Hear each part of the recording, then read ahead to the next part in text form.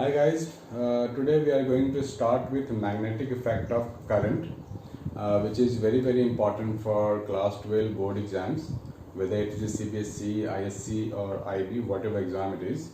And it's also important for NEET exams, medical entrance exams or any engineering entrance exams as well, like IIT JEE, BITSAT, VIT, SRM, Manipal, any kind of exam. So just watch it out. We are starting with Oersted experiment. Oersted did some experiment to show that any current carrying wire produce a magnetic field around itself. Suppose this is a wire. So, and he took a magnetic needle like this. He took a magnetic needle which showed reflection only under the effect of magnetic field. So, current is there in the wire. He took a wire. Of course, there is some batteries there with supplier of electricity. Current is going like this. So he found that this magnetic needle has got some deflection, and when the current is reversed, he found that deflection is also got reversed. It simply means that this magnetic needle getting deflection due to magnetic field. So, and you also show that if there is I is equal to 0 in this, the magnetic needle shows 0 deflection here, no deflection at all.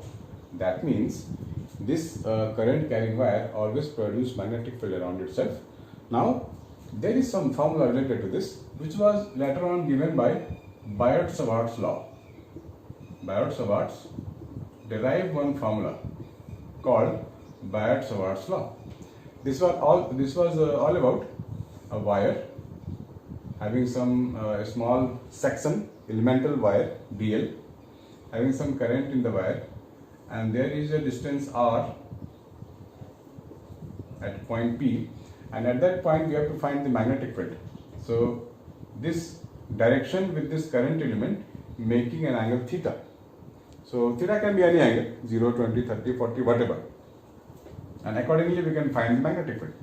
And here magnetic field dB simply represents a small magnetic field due to this small wire dl, that is given as mu naught I dl sin theta upon 4 pi r square. It means magnetic field produced here is directly proportional to the current. If current is higher in this, means there will be a higher degree of magnetic field at this point. And if length is greater, dl is greater, then also magnetic field will be higher, and directly proportional to sine of the angle enclosed between current element and the direction of this. And of course, inversely proportional to a square of the distance. So we must know the meaning of this formula. This is all about. This formula can be used to derive a magnetic field due to various shapes. Like we can derive magnetic field at the center of the circular wire having radius r, current is I, this one, the length is dl. So the length is very small, so we can take it as 90 degree over here. So using this formula we can write sin 90, that is 1 only. So we can write dB is equal to mu naught I dl sin 91 upon 4 pi r square. Now this dl can be integrated to find the entire section of the wire. This entire section of the wire means I am talking about the total length of the wire, which is 2 pi r in this case, 2 pi r. So just integrate it, and dl is variable from 0 to 2 pi r. So total magnetic field I am getting mu naught I into 2 pi r upon 4 pi r square, which is coming out to be mu naught I upon 2r. This is the magnetic field at the center. And of course, we are dealing with a vector quantity. Magnetic field in either of the case, it is simply a vector quantity. We must know how to find its direction. In this case, just hold the wire. You can choose a section over here. This is the wire, let it be. And current is going this way. So just hold the wire like this, I say. our forefinger is going this way, making a circle. So at this point, the tangent can be drawn. The tangent gives us the direction of the magnetic field at a particular point. I am holding the wire. Suppose I am talking about this wire. This is the wire. Hold the wire like this. Thumb should be along current I. Then watch this forefinger. This forefinger is rotating like this. Means this is the magnetic field. And at a particular point, suppose I have to find the magnetic field here, its tangent will go this way. So at this point, magnetic field is this way. At this point, magnetic field is this way. And this point, magnetic field is going this way. Tangent. Draw the tangent and you can find the magnetic field at that point. So similarly for this, I can imagine a wire like this. Tangent will go downward inside the board. That is the direction of the magnetic field. That's the way to find out. Please note it down. It's a very important thing. If you like the concept, go for a comment. And if you like more videos like this, you can demand that. Thank you so much.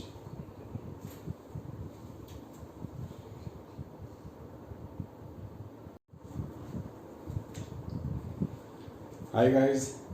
Today we are going to derive a very important formula, that is magnetic field due to current carrying conductor. And it's very important for any boards. Just watch it. Just take a wire having some current in it going this way. We have to find magnetic field at some distance A. This is a perpendicular distance and we have to find. Suppose from L distance here we are taking a small current element dl. So this dl will make some magnetic field out here, this point, let it be P. So join this, let this angle be phi, let this angle is theta. Now we know the formula of Biot-Savart's law. For a small element of current, Biot-Savart's law is used. So according to that, we have dV is equal to mu naught I dl sin theta upon 4 pi r square. Here we have to replace three things. We have to replace dl, it is phi angle. We must mention this angle only, current element and distance r. This is your r distance. Sin phi and r. These three things we are going to replace here. See how. Here this is 90. So in this is a right angle triangle I am getting. OPA. So this is 90 means in triangle OPA, theta plus phi is equal to 90 as well. So phi can be written as 90 minus theta. So we can take sin phi is equal to sin 90 minus theta, that is cos theta. So sin phi can be replaced as cos theta. Just note it down. Now second thing is that here we can take tan theta in the same triangle. Tan theta is perpendicular by base, or we can say A is equal to A tan theta. So just differentiate this, you will get dl by d theta is equal to A sec square theta, or we can say dl is equal to A sec square theta d theta. This one. This is your dl. Now think about r. I have to replace this r. So I can say cos theta is equal to base by hypotenuse, or you can say r is equal to A sec theta. So these three things we have to replace here. So dV is equal to mu naught I. In place of dl, I am going to write A sec square theta d theta, and in place of sin phi, I am going to write cos theta whole divided by 4 pi r square means A square sec square theta. So sec square gone. Now we have to, integrate this. We are left with 4 pi d theta cos theta